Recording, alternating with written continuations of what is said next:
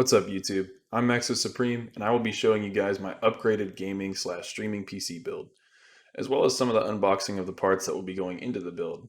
I'm upgrading from a 2060 Founders Edition Super and a Ryzen 7 2700X to a 3090 Founders Edition with a Ryzen 7 5800X. So this is a pretty large leap from where I came from. As goes for everybody on YouTube, please like and subscribe if you guys enjoyed the content. It would be much appreciated. Anyway, let's hop right into this. Okay, so as you guys can see, I'm going to start unboxing the 3090 Founders Edition. It is a huge card. I believe it weighs 6 pounds. I love the matte black look on it, as well as the chrome finishing on the sides of it. Like the gunmetal gray looks really good in my opinion. Super clean card. Also another thing with the 30 series graphics cards, NVIDIA, they took the green LED out of the graphics cards and put a much simpler white. I prefer this way more, especially somebody trying to theme their PC as a NZXT purple. It does not go very well with green. As for the retail price of this graphics card, if you can get this graphics card at retail price, it is $1,500. Now, if you are going to be paying resale, it's looking more towards $2,200, unfortunately, with how scalpers are. Now, if you are anything like me and refuse to pay that ridiculous price tag, my personal recommendation would be to go on YouTube and look up stock checker for whatever kind of GPU, CPU you are looking for, and watch a live video that gives you a notification whenever something is in stock. That is how I got my 3090. I got it through Best Buy, and I will link that YouTube live video down below. As for specs, this graphics card has 10,496 CUDA cores, a boost clock of 1.70 gigahertz, and a base clock of 1.40 gigahertz, 24 gigabytes of GDDR6X memory as well. This graphics card is also capable of 8K if you have the monitor / TV to support that. GPU maximum temperature is 93 degrees Celsius.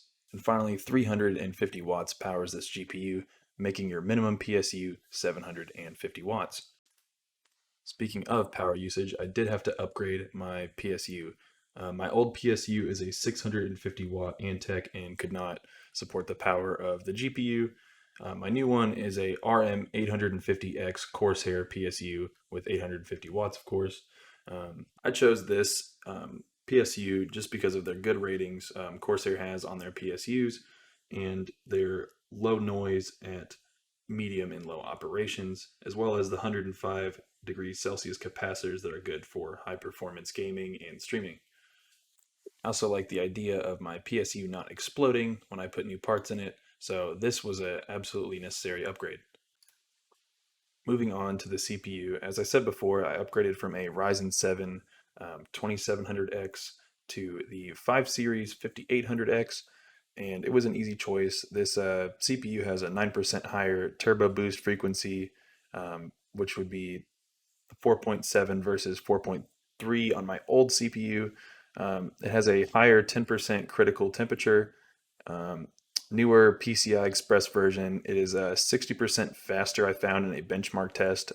Looking at my old benchmark test, it supports 128 gigabytes of DDR4 3200 RAM.